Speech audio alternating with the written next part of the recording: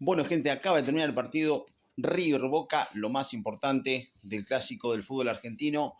Boca le ganó 1-0 con gol de Paredes cuando se terminaba el primer tiempo. En realidad, una mano clarita, clarita. River había comenzado mejor. Los primeros 15 minutos del encuentro, River lo estuvo acechando a Boca con las salidas en presión. Presionó todo el campo. En realidad, Boca no podía agarrar la pelota. Ya te digo, estuvo 15 minutos Boca como desorientado en la cancha, porque obviamente River jugaba de local, era el que obviamente tenía que salir a apretar al equipo, y durante los primeros 15 minutos era todo de River, acechaba, no llegaba con claridad, pero sí al ser apretado por el equipo, Boca tenía que reventar la pelota, como quien dice, y lo que Boca tiene acostumbrado a salir jugando por abajo no se podía hacer. Después de los 15 minutos, Boca empezó a tener, no el control de la pelota, porque fue un control entre sí de ambos, porque ambos tuvieron muchas posibilidades, pero Boca empezó a estar más tranquilo, un poquito más, porque el equipo se veía largo. Entonces, bueno, Úbeda lo empezó a achicar. Obviamente el Chacho Coudet con su clásico vivir como vive cada partido, ¿no? Con la intensidad que lo vive él.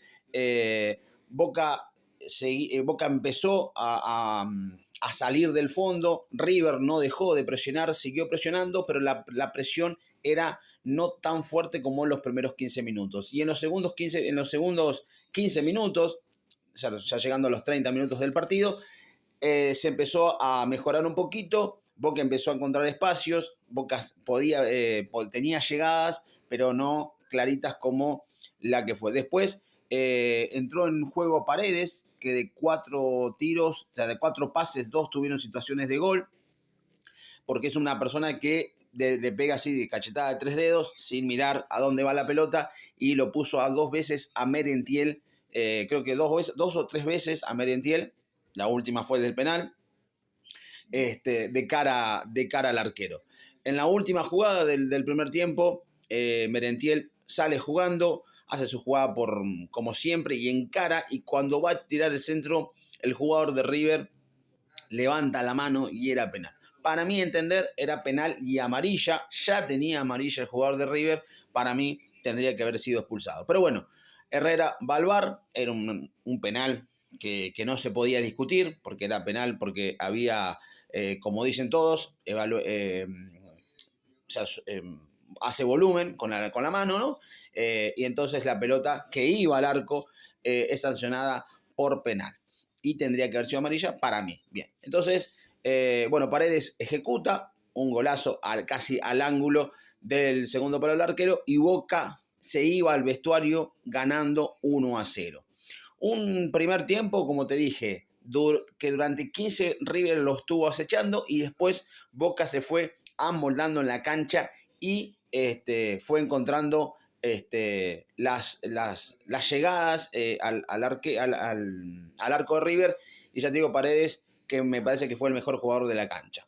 En el segundo tiempo, obviamente que River empezó a hacer los cambios. Boca tenía que esperar en su propio campo y salir de contraataque. Boca había salido con los mismos 11 que había terminado el primer tiempo, donde River tuvo un par de chances en los 45 minutos, 50 minutos vamos a poner, del segundo tiempo, pero nunca estuvo filoso para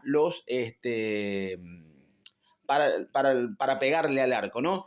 Después, bueno, Driussi se había lesionado en el primer tiempo, que también fue una baja importante para River. Me parece que algunas cosas que a River le fueron pasando en el medio, y no encontrar el partido como pensaba que River lo iba a encontrar, se fue decayendo. Pero sin embargo, creo que Montiel fue uno de los mejores jugadores de la cancha, y Sala estuvo muy activo desde que entró, ¿no? Después, en el medio campo, Acuña estuvo muy buena en las pelotas, Moreno muy bien, también estuvo jugando para River. La defensa estuvo un poco baja, que fueron un par de llegadas de Boca que tuvo en el segundo tiempo, ya con el Changuito Ceballos dentro de la cancha, donde tenía la velocidad para arrancar y para encarar. En sí, el medio campo estaba constituido por muchos jugadores de buen porte, pero por el lado de Boca, Delgado, Paredes, Ascasíbar, que hicieron un muy buen encuentro también por el lado de Boca, ¿no? Y por el lado de River, ya te dije, Montiel fue uno de los causantes que lo complicó a Blanco muchas veces. Del otro lado, Acuña también, que era un jugador muy cuestionado en la era Gallardo y un titular indiscutible para el Chacho Coudet en esta etapa. Dato no menor, Coudet acaba de perder su primer partido como director técnico de River, y la última jugada del partido, donde primero una negligencia de Blanco de tocarlo, obviamente que el jugador de River para mí no es penal, pero todos los comentarios, ¿sabes? Acá abajo me lo puedes dejar, todos los comentarios van a ser leídos obviamente, como siempre, como todos los videos que hacemos, pero obviamente que la gente de River iba a pedir penal y hay que ver qué fuerza toma el jugador para poder empujarlo. Primero, no tendría que haberlo ni tocado Blanco, porque obviamente que no Montiel, sino todos los jugadores.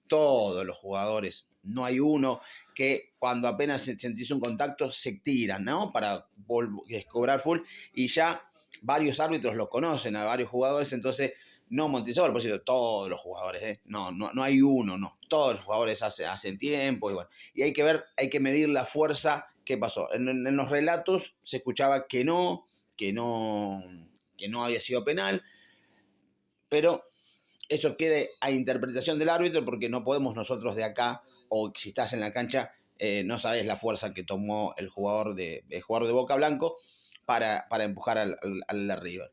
Pero bueno, para Boca no lo cobraron. Obviamente River se quedó pidiendo esa última pelota porque ya se terminaba el partido.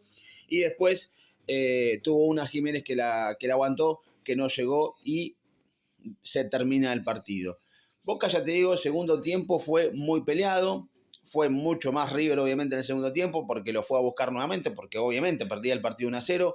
Boca de contraataques, que tuvo casi 3 del Changuito Ceballos, que no pudo encontrar el gol, con un Vareiro y Merentiel que fueron saliendo a medida que fue pasando el tiempo. Vareiro estaba con una molestia, Merentiel estaba cansado porque había hecho un desgaste muy grande en el primer tiempo, y después los cambios fueron de la manera que te conté.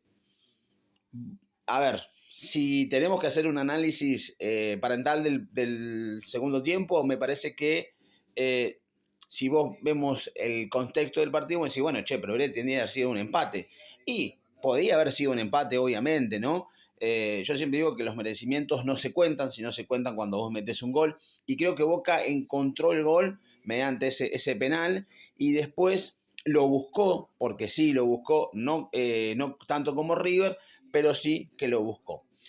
Seguramente mañana en el live haremos un paneo más extenso sobre este partido, pero lo que sí es que hablando en puntos, Boca se acomoda en la tabla porque pasa a ser tercero. Faltan partidos obviamente, pero Boca pasa a ser tercero en la tabla, queda con 24 puntos, abajo de Vélez y de Estudiantes. Boca queda a 3 de Estudiantes, queda Boca con 6 puntos en juego y en una tercera posición que lo deja más que nada para jugar los partidos de los octavos de final. Y un River que pierde 3 puntos importantes porque mañana, ganando Independiente de Rivadavia, se van a llevar a 6 puntos y obviamente se complica para lo que resta del campeonato, que quedan 6 puntos. No es que van a quedar desclasificados, no, obviamente que no, pero quiero decir, cuando vos igualmente está en una segunda posición que está muy bien, pero bueno, quedan 6 puntos y Independiente de Rivadavia mañana ganando su partido se quedaría ya clasificado y casi siendo primero en la tabla anual y siendo primero también en la zona B. Esto fue River 0, Boca 1.